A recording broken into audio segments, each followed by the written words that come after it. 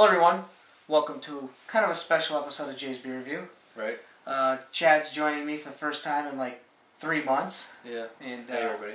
You know, we kind of took a little break for a little while, and you know, now we kind of decided that we're going to get together and do some special beer reviews here and there, and today we have a special one.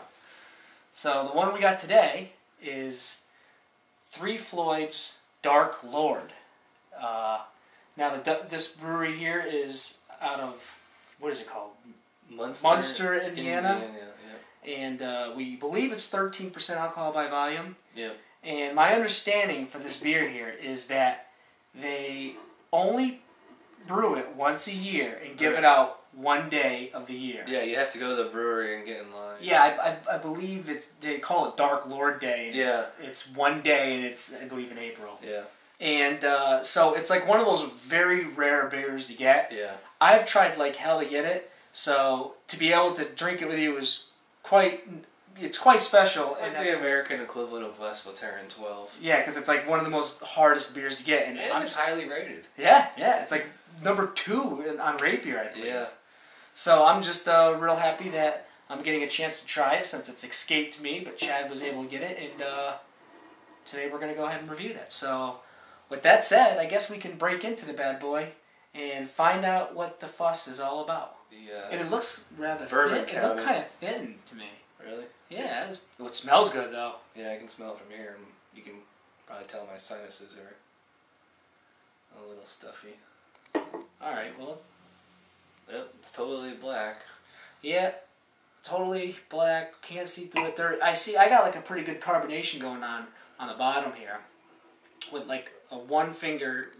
I just got a little bit more head. Yeah, that was straight up brown. Dark head, yeah. Like Coke or something. Oh, it smells like wine. Yeah, it's very grapey. Yeah, like dark wine. I was expecting, like chocolate. Yeah, like it kind of reminds me of how like the Worldwide Stout from Dogfish Head smells. Yeah. Not as potent though. Yeah, it's got like wine and then some chocolate notes in it. I'm betting it's going to taste similar than now that I'm smelling it. Well, let's give it a try. Cheers.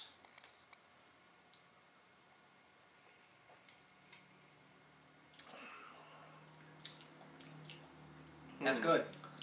It's 2 flavors in one. Immediately you get like kind of like a red wine kind of sensation. Yeah.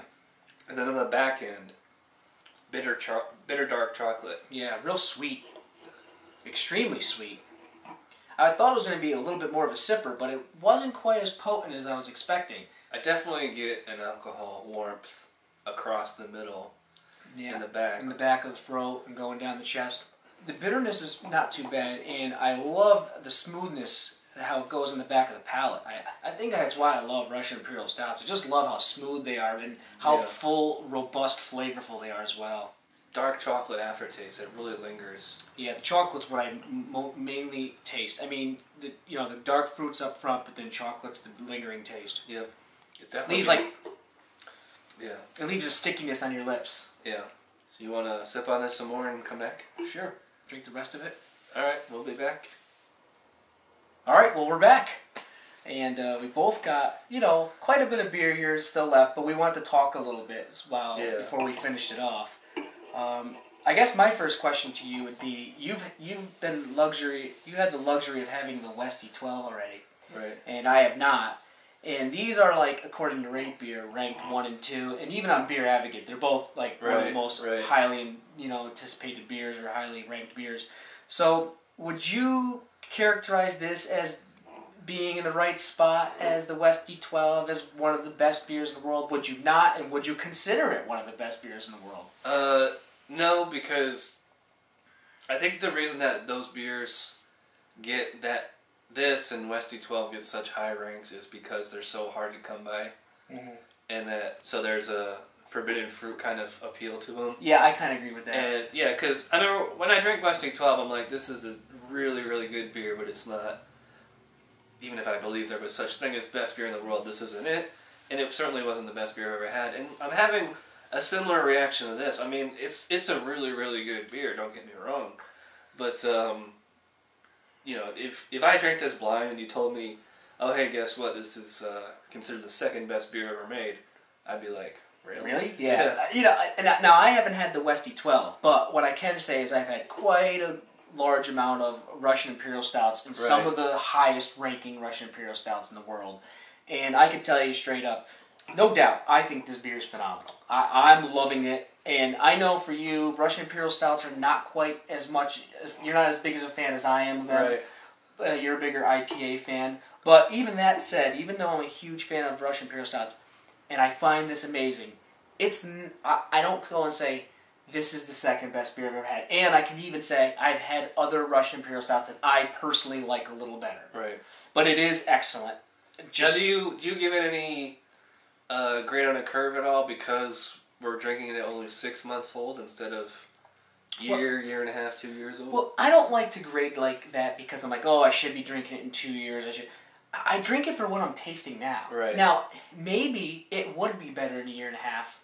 And maybe if I had another bottle that was aged, maybe in a year and a half from now, I would say, holy cow, what a great, I should have waited. But based on what I'm tasting, I can only go based on that. And I think it's outstanding. I love everything about it.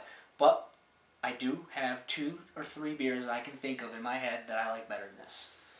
So, what are you thinking as far as grade? Are you going top notch or just excellent? Top notch. It's still a top notch beer. There's nothing wrong with it. I have preferences. See, I'm going to go one step below you. I'm just going to say excellent. Because to me, I'm going to give this a 9 out of 10.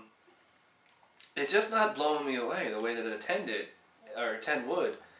And again, it's kind of like what you said is, Russian Imperials, not that I dislike them. I mean, some of them are, they tend to score 8, 9s on this show.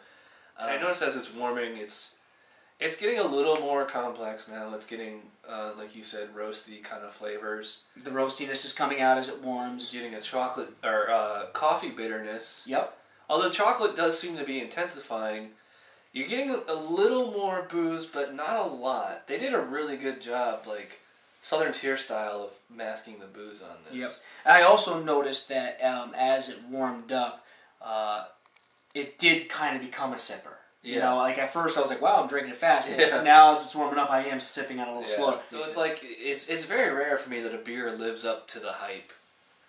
I can only honestly say there's only been one beer in my lifetime that I had a sip of and I was completely blown away and also thought it lived 100% to the hype. And that was the Kentucky Breakfast Stout by Founders. Which I haven't had yet. So. That's the only... Every one of these other ones I liked a lot. Can't complain about it. But I didn't go, man, that is the second best beer I've ever had in my life. Yeah. You know, it just never has happened, except for that one. So. But you're still giving this your highest grade, but it's just not in a top 5, in the top 10, 15, 20? I can think of 3 Russian Imperial Stouts I like better, and I can think of 5 beers I like better. But yeah, it's probably 10, 15 for me. I think what I like about it is the smoothness. The smoothness is always what draws me the most close. That's what really gets me for these beers. I love feels like it's just gliding down my throat. Yeah. We're going on kind of long here, so you want to wrap up? Yeah, let's wrap up. Anyway, we're going to do a little final chug here. It's almost like a waste, but, I always do that. So, but again, I'm going to give it a top notch, and you're going to go with a 9? Yep, 9 out of 10. So, again, that was the Dark Lord's... 3 Floyds. Or 3 Floyds Dark Lord. And until next time, thanks for watching.